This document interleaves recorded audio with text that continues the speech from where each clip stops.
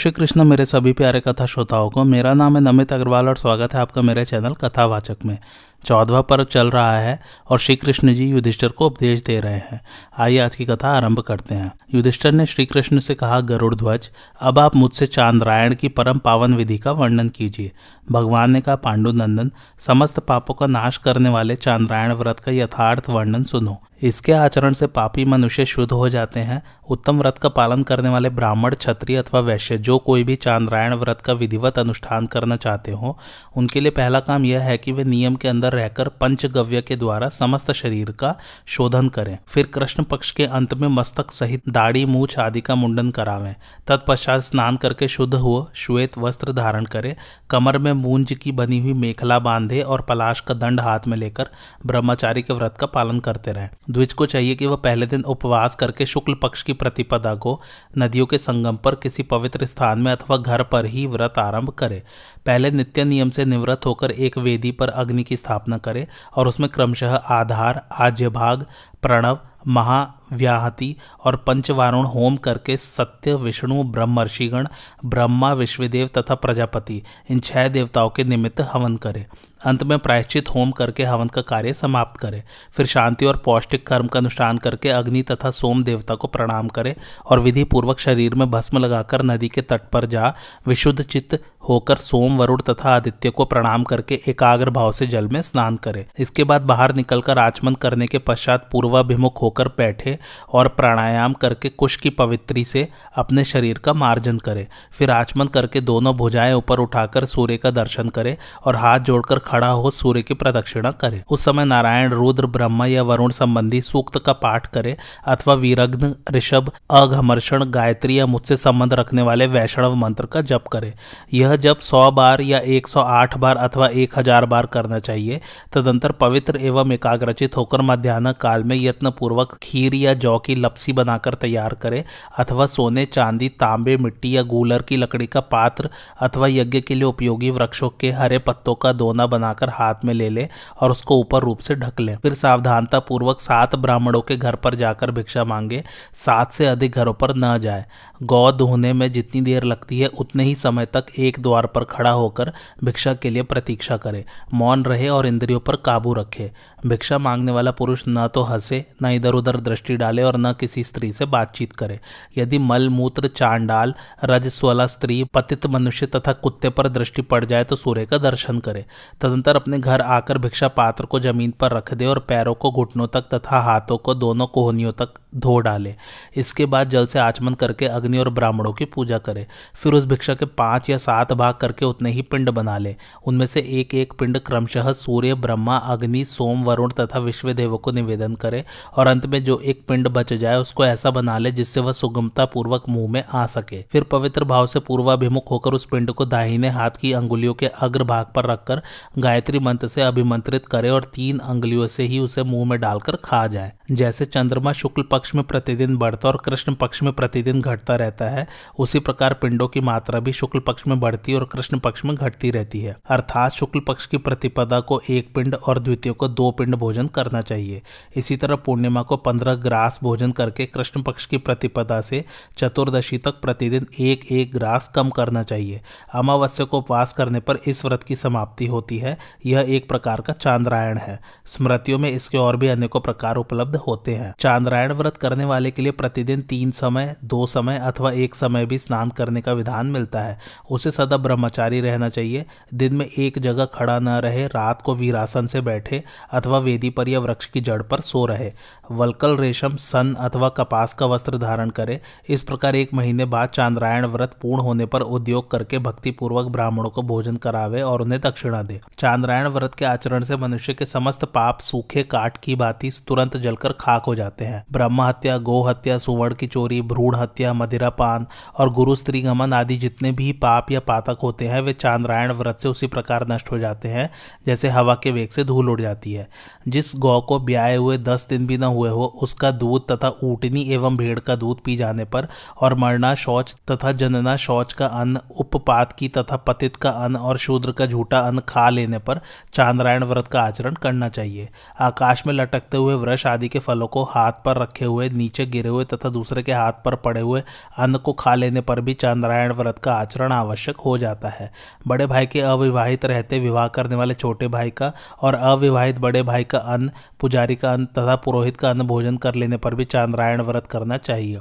मदिरा, आसव, विष, घी, लाख, नमक और तेल की बिक्री करने वाले ब्राह्मण को भी चांद्रायण व्रत करना आवश्यक है। जो द्विज अधिक मनुष्यों की भीड़ में भोजन करता तथा फूटे बर्तनों में खाता है, जो उपनयन संस्कार से रहित बालक, कन्या और स्त्री के साथ एक पात्र में भोजन करता है तथा जो मोहवश अपना झूठा दूसरे के भोजन में मिला देता अथवा दूसरे को देता है, उस ब्राह्मण को भी चांद्रायण व्रत का आचरण करना चाहिए।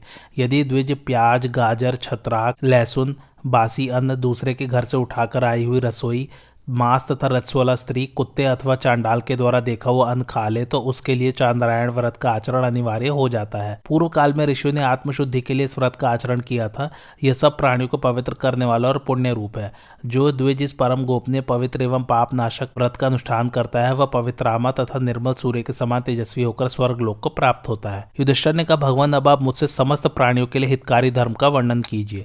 भगवान ने कहा, युधिष्ठिर, जो धर्म दरिद्र मनुष्य को भी स्वर्ग और सुख प्रदान करने वाला तथा समस्त पापों का नाश करने वाला है उसका वर्णन करता हूँ, सुनो। जो मनुष्य 1 वर्ष तक प्रतिदिन एक समय भोजन करता, ब्रह्मचारी रहता, क्रोध को काबू में रखता, नीचे सोता और इंद्रियों को वश में रखता है, जो स्नान करके पवित्र रहता, व्यग्र नहीं होता, सत्य बोलता, किसी के दोष नहीं देखता और मुझ में चित्त लगाकर सदा मेरी पूजा में ही संलग्न रहता है, जो दोनों संध्याओं के समय एकाग्रचित होकर मुझसे संबंध रखने वाली गायत्री का जप करता, नमो ब्रह्मण्य देवाय कहकर सदा मुझे प्रणाम किया करता, पहले ब्राह्मण को भोजन के आसन पर बिठाकर भोजन कराने के पश्चात स्वयं मौन होकर जौ की लपसी अथवा भिक्षान्न का भोजन करता तथा नमोस्तु वासुदेवाय कहकर ब्राह्मण के चरणों में प्रणाम करता है, जो प्रत्येक मास समाप्त होने पर पवित्र ब्राह्मणों को भोजन कराता और 1 साल तक इस नियम का पालन करके ब्राह्मण को इसकी दक्षिणा के रूप में माखन अथवा तिल की गौ दान करता है तथा ब्राह्मण के हाथ से सुवर्ण युक्त जल लेकर अपने शरीर पर छिड़कता है, उसके जानबूझकर या अनजान में किए हुए 10 जन्मों तक के पाप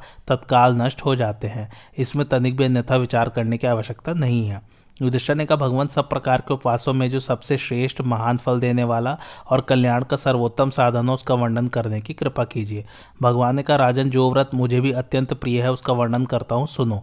जो पुरुष स्नान आदि से पवित्र होकर मेरी पंचमी के दिन भक्तिपूर्वक उपवास करता तथा तीनों समय मेरी पूजा में संलग्न रहता है, वह संपूर्ण यज्ञों का फल पाकर मेरे परम धाम में प्रतिष्ठित होता है। अमावस्या और पूर्णिमा, ये दोनों पर्व, दोनों पक्ष की द्वादशी और श्रवण नक्षत्र युक्त द्वादशी, ये 5 तिथियां मेरी पंचमी कहलाती है।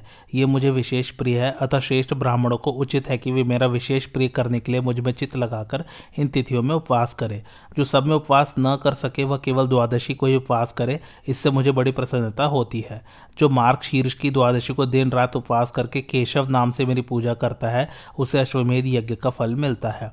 जो पौष मास की द्वादशी तिथि को उपवास करके नारायण नाम से मेरा पूजन करता है वह वाजिमेध यज्ञ का फल पाता है।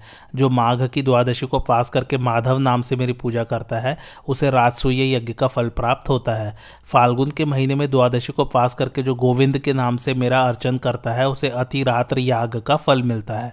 चैत्र महीने की द्वादशी तिथि को व्रत धारण करके जो विष्णु नाम से मेरी पूजा करता है वह पुंडरीक यज्ञ के फल का भागी होता है। वैशाख की द्वादशी को उपवास करके मधुसूदन नाम से मेरी पूजा करने वाले को अग्निष्टोम यज्ञ का फल मिलता है। जो मनुष्य ज्येष्ठ मास की द्वादशी तिथि को उपवास करके त्रिविक्रम नाम से मेरी पूजा करता है वह गोमेध के फल का भागी होता है। आषाढ़ मास की द्वादशी को व्रत रहकर वामन नाम से मेरी पूजा करने वाले पुरुष को नरमेध यज्ञ का फल प्राप्त होता है। श्रावण के महीने में द्वादशी तिथि को उपवास करके जो श्रीधर नाम से मेरी पूजा करता है वह पंच यज्ञों का फल पाता है। भाद्रपद मास की द्वादशी तिथि को उपवास करके ऋषिकेश नाम से मेरा अर्चन करने वाले को सौत्रामणि यज्ञ का फल मिलता है। आश्विन की द्वादशी को उपवास करके जो पद्मनाभ नाम से मेरा अर्चन करता है उसे 1000 गोदान का फल प्राप्त होता है। कार्तिक महीने की द्वादशी तिथि को व्रत रहकर जो दामोदर नाम से मेरी पूजा करता है उसको संपूर्ण यज्ञों का फल मिलता है। जो द्वादशी को केवल उपवास ही करता है उसे पूर्वोक्त फल का आधा भाग ही प्राप्त होता है। इसी प्रकार श्रावण में भी यदि मनुष्य भक्ति युक्त चित्त से मेरी पूजा करता है तो वह मेरी सालोक्य मुक्ति को प्राप्त होता है। इसमें तनिक भी अन्यथा विचार करने की आवश्यकता नहीं है। उपयुक्त रूप से प्रतिमास आलस्य छोड़कर मेरी पूजा करते करते जब 1 साल पूरा हो जाए तो पुनः दूसरे साल भी मासिक पूजन प्रारंभ कर दे। इस प्रकार मेरी आराधना में तत्पर होकर जो भक्त 12 वर्ष तक बिना किसी विघ्न बाधा के मेरी पूजा करता रहता है वह मेरे स्वरूप को प्राप्त हो जाता है। जो मनुष्य द्वादशी तिथि को प्रेम पूर्वक मेरी और वेद संहिता की पूजा करता है उसे निसंदेह पूर्वोक्त फलों की प्राप्ति होती है।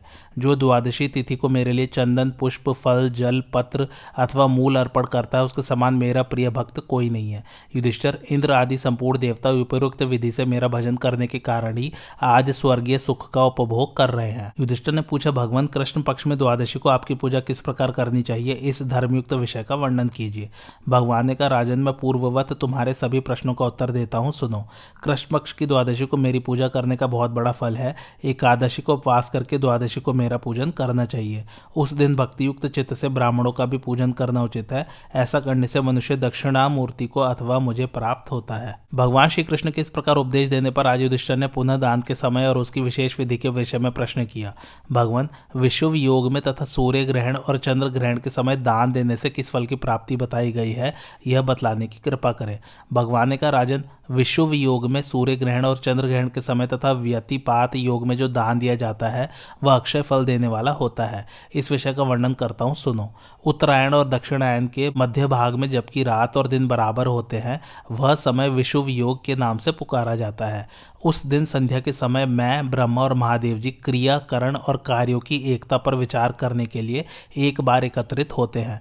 जिस मुहूर्त में हम लोगों का समागम होता है वह परम पवित्र और विशुभ पर्व के नाम से प्रसिद्ध है। उसे अक्षर ब्रह्मा और पर ब्रह्मा भी कहते हैं। उस मुहूर्त में सब लोग परम पद का चिंतन करते हैं।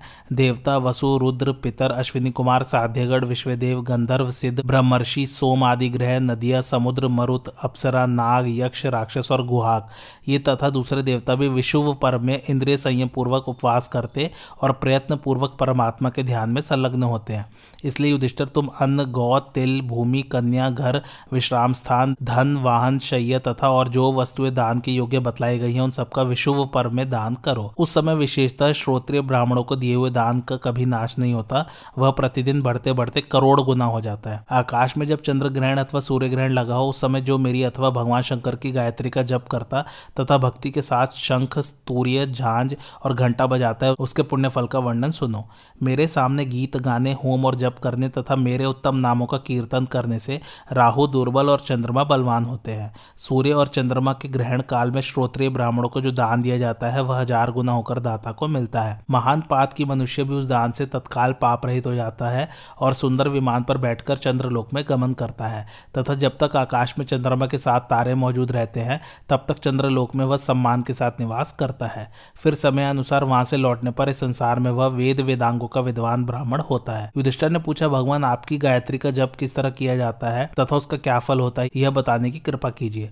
भगवान ने कहा, राजन, द्वादशी तिथि को विषुव पर्व में चंद्र ग्रहण और सूर्य ग्रहण के समय, उत्तरायण तथा दक्षिणायन के आरंभ के दिन, श्रवण नक्षत्र में तथा व्यतिपात योग में पीपल का तथा मेरा दर्शन होने पर मेरी गायत्री अथवा अष्टाक्षर मंत्र ओम नमो नारायणाय का जप करना चाहिए। ऐसा करने से मनुष्य के पूर्वोपार्जित पापों का निसंदेह नाश हो जाता है।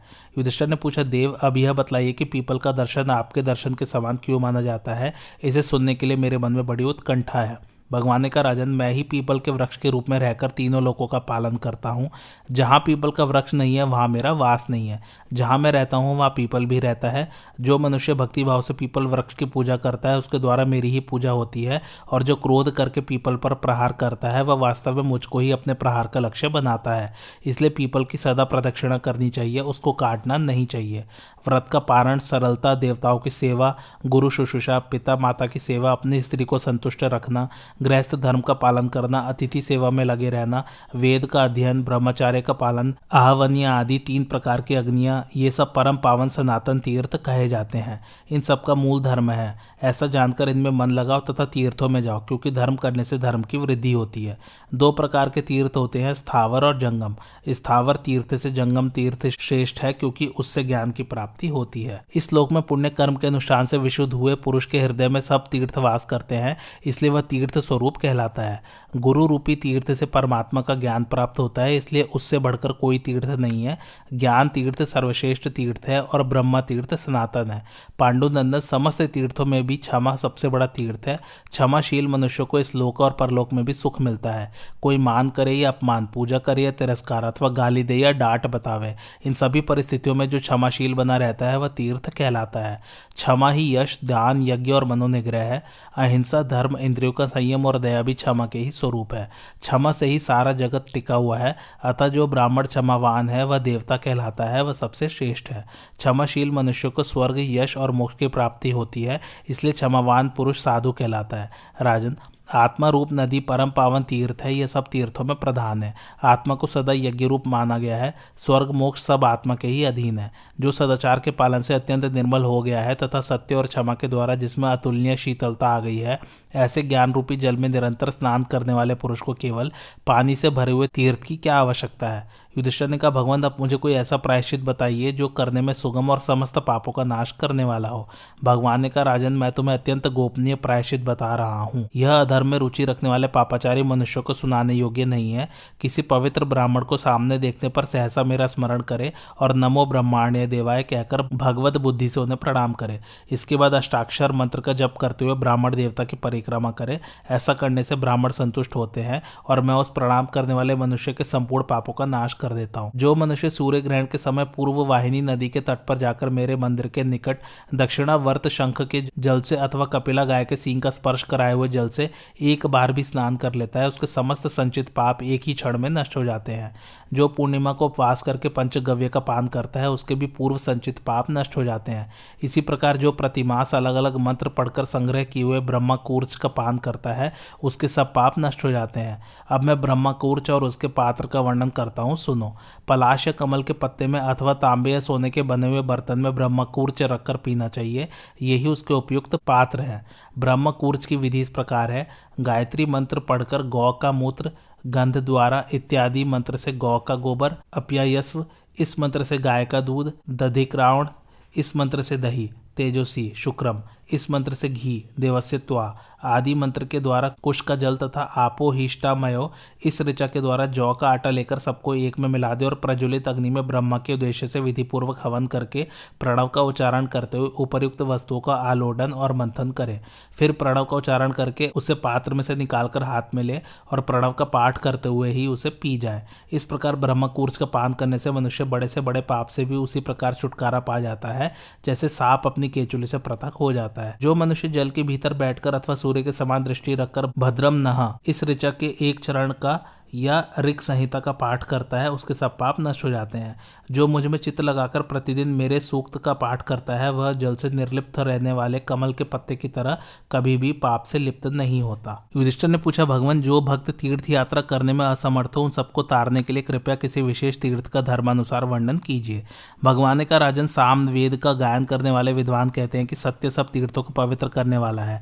सत्य बोलना और किसी जीव की हिंसा न करना ये तीर्थ कहलाते हैं। तप, दया, शील, थोड़े में संतोष करना ये सद्गुण भी तीर्थ रूपी हैं।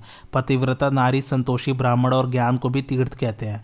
मेरे और शंकर के भक्त, सन्यासी, विद्वान और दूसरों को शरण देने वाले पुरुष भी तीर्थ हैं। जीवों को अभयदान देना भी तीर्थ ही कहलाता है।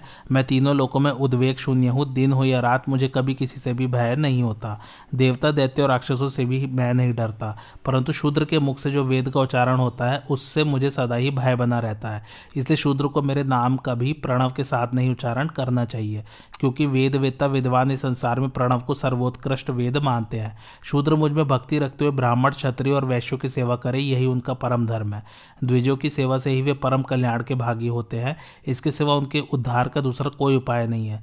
राग, द्वेष, मोह, कठोरता, क्रूरता, शठता, अधिक काल तक बैर रखना, अधिक अभिमान, सरलता का अभाव, झूठ बोलना, निंदा करना, चुगली खाना, अत्यंत लोभ करना, हिंसा, चोरी, झूठ मूठ, अपवाद लगाना, धोखा देना, क्रोध, लालच, मूर्खता, नास्तिकता, भय, आलस्य, अपवित्रता, कृतज्ञता, दंभ, जड़ता, कपट और अज्ञान, ये समस्त दुर्गुण शूद्र के पैदा होते ही उसमें प्रवेश कर जाते हैं। ब्रह्मा जी ने शूद्रों को उत्पन्न करने उनके लिए द्विजों की सेवा रूप धर्म का उपदेश किया।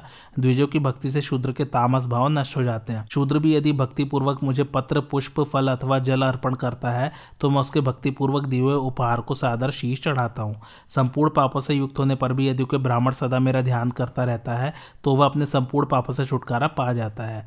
विद्या और विनय से संपन्न तथा वेदों के पारंगत विद्वान होने पर भी जो ब्राह्मण मुझ में भक्ति नहीं करते वे चांडाल के समान है। जो द्विज मेरा भक्त नहीं है उसके दान, तप, यज्ञ, होम और अतिथि सत्कार ये सब व्यर्थ है।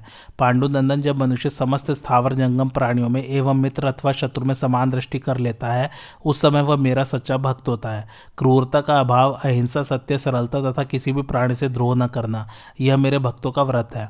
जो मनुष्य मेरे भक्त को श्रद्धापूर्वक नमस्कार करता है वह चांडाल ही क्यों न हो, उसे अक्षय लोकों की प्राप्ति होती है। फिर जो साक्षात मेरे भक्त हैं, जिनके प्राण मुझ में ही लगे रहते हैं तथा जो सदा मेरे ही नाम और गुणों का कीर्तन करते रहते हैं, वे यदि लक्ष्मी सहित मेरी विधिवत पूजा करते हैं तो उनकी सदगति के विषय में क्या कहना है। अनेकों हजार वर्षों तक तपस्या करने वाला मनुष्य भी उस पद को नहीं प्राप्त होता जो मेरे भक्तों को अनायास ही मिल जाता है। इसलिए राजेंद्र, तुम सदा सजग रहकर निरंतर मेरा ही ध्यान करते रहो, इससे तुम्हें सिद्धि प्राप्त होगी और तुम परम पद का साक्षात्कार कर सकोगे।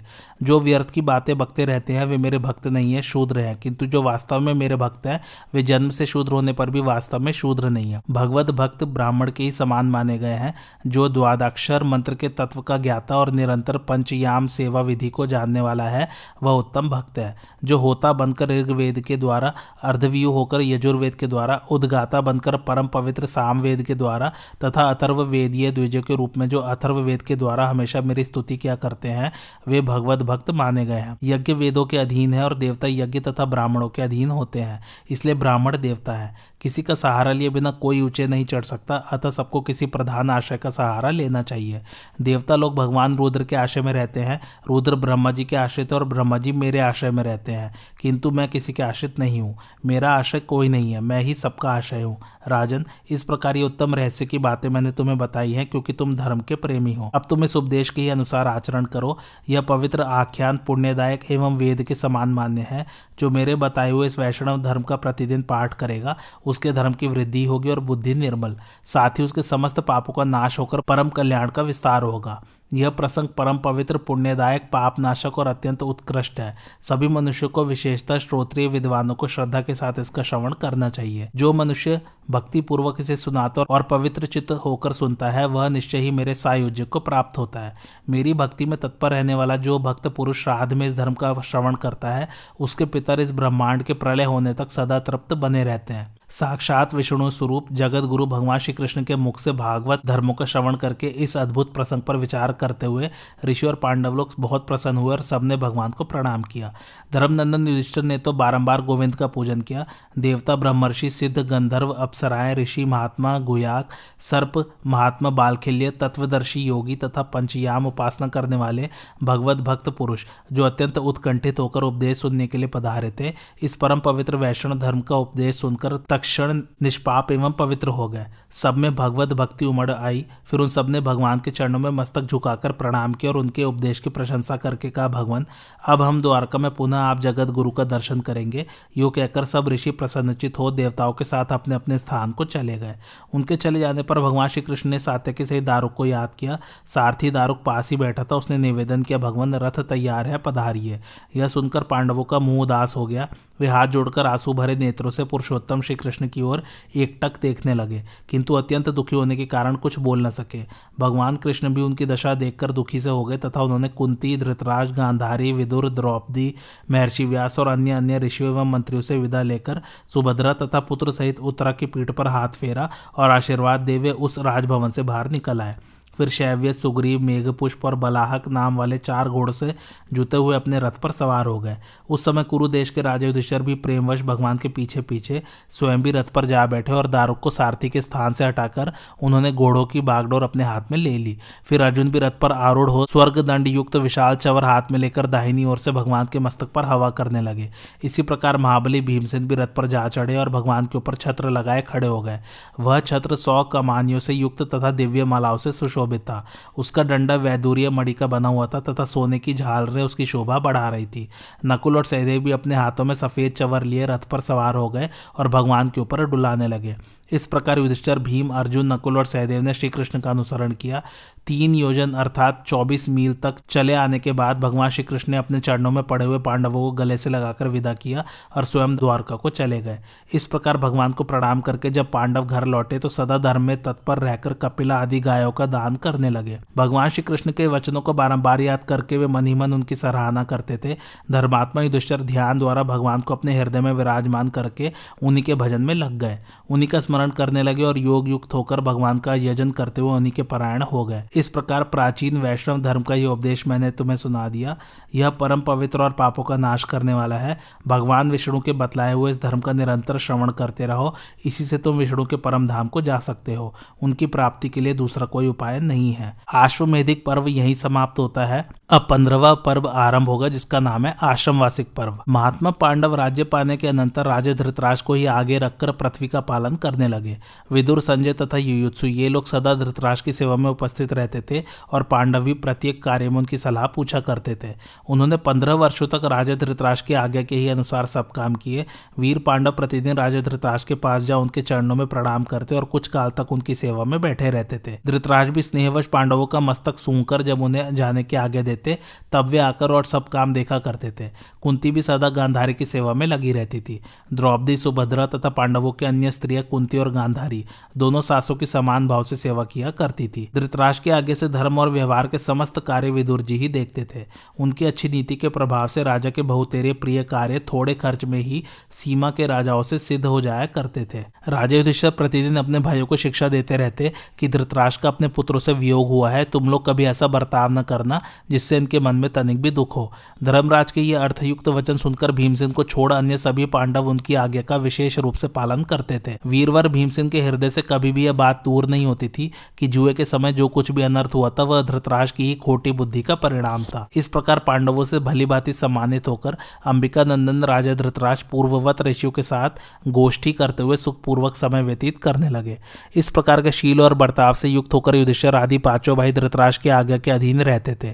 धृतराष्ट्र भी उन्हें परम विनीत, अपनी आज्ञा के अनुसार चलने वाले और शिष्य भाव से सेवा में संलग्न देखकर पिता की ही भांति उनसे स्नेह करते थे। गांधारी देवी ने भी अपने पुत्रों के निमित्त नाना प्रकार के श्राद्ध कर्मों का अनुष्ठान करके ब्राह्मणों को उनकी इच्छा के अनुसार धन दान किया और ऐसा करके वे पुत्रों के ऋण से मुक्त हो गई। युधिष्ठिर के भय से कोई भी मनुष्य कभी राजा धृतराष्ट्र और दुर्योधन के अनुचित कार्यों की चर्चा नहीं करता था।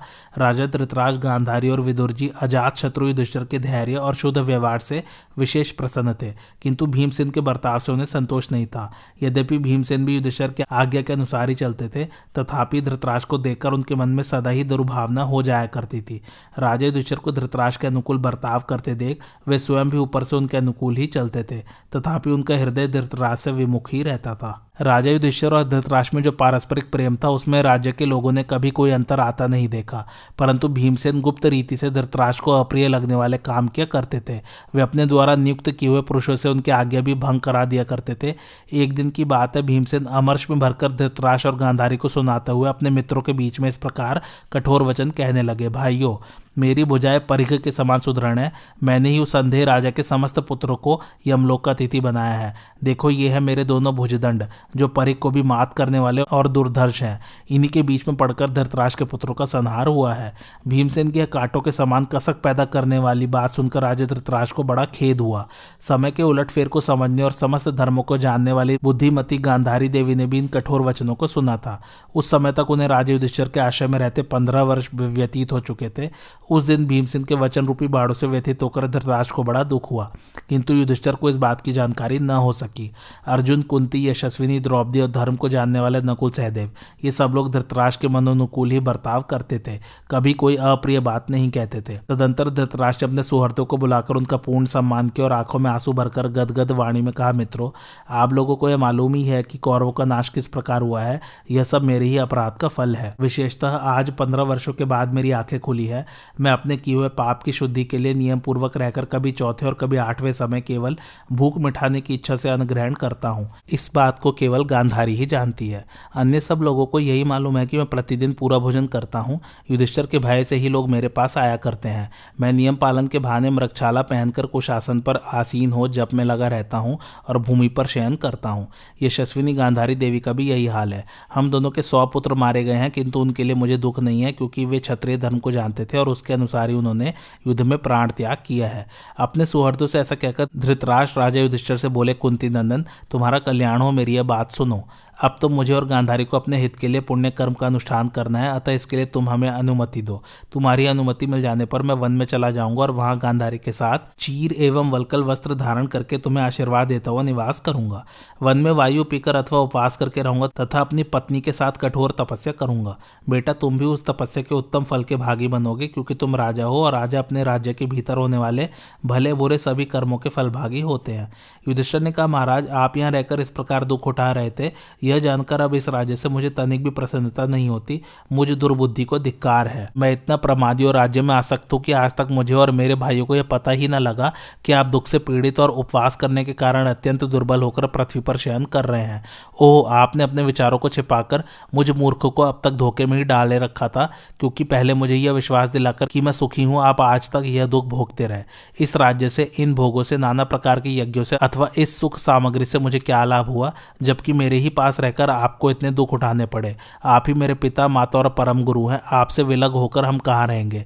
ये युयुत्सु आपके औरस पुत्र हैं। इनको या और किसी को जिसे आप उचित समझते हो राजा बना दीजिए, अथवा स्वयं इस राज्य का शासन कीजिए। मैं ही वन को चला जाऊंगा। पिताजी, मैं पहले से ही अपयश की आग में जल चुका हूं, अब पुनः आप भी मुझे न जलाइए। राजा मैं नहीं, आप हैं। मैं तो आपकी आज्ञा के अधीन रहने वाला सेवक हूँ, फिर मैं क्या अनुमति दे सकता हूँ। दुर्योधन के अपराधों के कारण हम लोगों के हृदय में तनिक भी क्रोध नहीं है। जो कुछ हुआ है वैसी ही होनहार थी।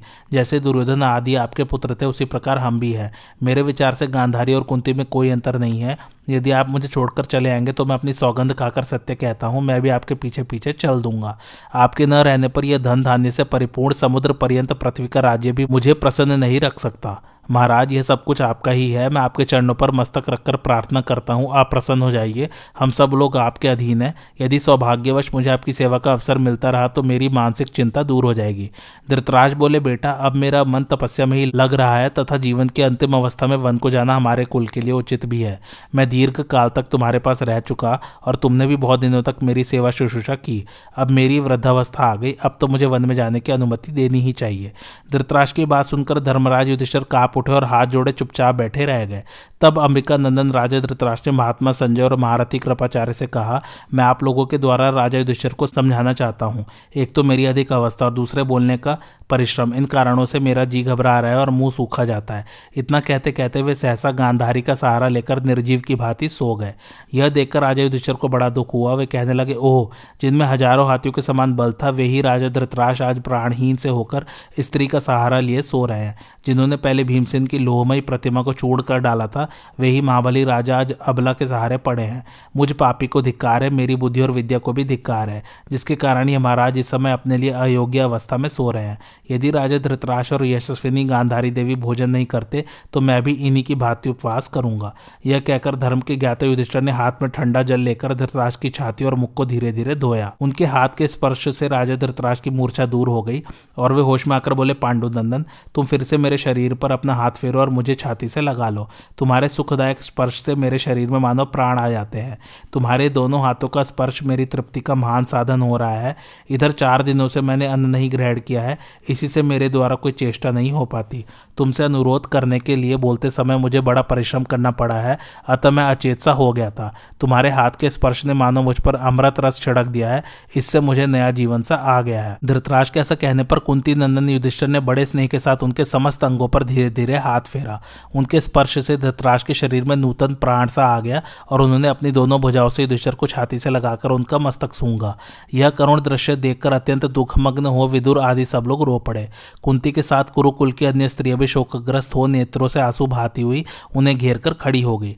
तदंतर धृतराष्ट्र ने युधिष्ठिर से फिर कहा, बेटा, बार बार बोलने से मेरा जी घबराता है, अतः अब अधिक कष्ट में न डालो, मुझे तपस्या करने की अनुमति दे दो। उन्हें इस प्रकार बात करते देख वहां उपस्थित हुए समस्त योद्धा आर्तभाव से हाहाकार करने लगे।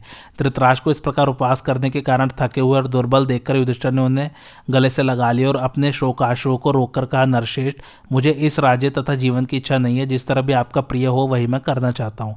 यदि आप मुझे अपनी कृपा का पात्र समझते हो और यदि मैं आपका प्रिय हूँ तो मेरी प्रार्थना से इस समय भोजन कीजिए, इसके बाद आगे की बात सोचूंगा। यह सुनकर धृतराष्ट्र ने कहा, बेटा, तुम मुझे वन में जाने की अनुमति दे दो तो भोजन करूं, यही मेरी इच्छा है। राजा धृतराष्ट्र इस प्रकार कह ही रहे थे कि सत्यवती नंदन महर्षि व्यास जी वहां आ पहुंचे और इस प्रकार कहने लगे। व्यास जी ने कहा, युधिष्ठिर, महातेजस्वी धृतराष्ट्र जो कुछ कह रहे हैं वैसा ही करो, इसके लिए कुछ विचार न करो।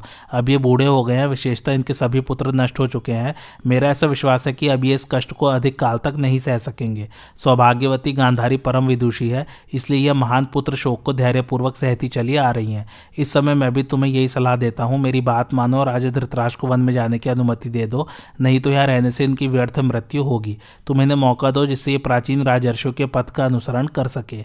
संपूर्ण राजर्षिगण जीवन के अंतिम भाग में वन का ही आश्रय लेते आए हैं। अद्भुत कर्मा महामुनि व्यास के ऐसा कहने पर महातेजस्वी राजा युधिष्ठिर ने उन्हें इस प्रकार उत्तर दिया, भगवान, आप ही हमारे माननीय और आप ही हम लोगों के गुरु हैं। इस राज्य और कुल के परम आधार भी आप ही हैं। मैं आपका पुत्र हूँ और आप मेरे पिता हैं। इसी प्रकार राजा धृतराष्ट्र भी मेरे गुरु हैं। मैं इन्हें कैसे किसी बात के लिए आज्ञा दे सकता हूँ? धर्म तो यही है कि पुत्र ही पिता के आगे का पालन करे। युधिष्ठिर के ऐसा कहने पर महातेजस्वी व्यास जी ने पुनः उनसे कहा, महाभाव, तुम्हारा कहना सत्य है, तथापि राजा धृतराष्ट्र बूढ़े हो गए और अंतिम अवस्था को पहुंच चुके हैं, इसलिए अब मेरी और तुम्हारी अनुमति लेकर ये तपस्या के द्वारा अपने मनोरथ सिद्ध करें। तुम इनके शुभ कार्य में विघ्न न डालो। युधिष्ठिर, राजर्षियों का परम धर्म यही है कि युद्ध अथवा वन में उनकी विधि पूर्वक मृत्यु हो। तुम्हारे पिता राजा पांडु ने भी धृतराष्ट्र को गुरु के समान मानकर शिष्य भाव से इनकी सेवा की है। इन्होंने रत्नमय पर्वतों से सुशोभित और प्रचुर दक्षिणा से संपन्न अनेकों बड़े बड़े यज्ञ किए, पृथ्वी का राज्य भोगा, प्रजा का भलीभांति पालन किया और नाना प्रकार के धन का दान किया है। अपने सेवकों सहित तुमने भी गुरुवत शुश्रूषा के द्वारा इनकी और गांधारी देवी की आराधना की है। अब इनके तप करने का समय है, अतः तुम अपने पिता को वन में जाने की अनुमति दे दो। तुम्हारे ऊपर इनके मन में तनिक भी क्रोध नहीं है। आज की कथा यही समाप्त होती। कैसी लगी आप लोगों को मेरी कथा मुझे कमेंट करके जरूर बताइए और मेरे चैनल कथावाचक को लाइक, शेयर और सब्सक्राइब जरूर कीजिए। Thanks for watching. धन्यवाद।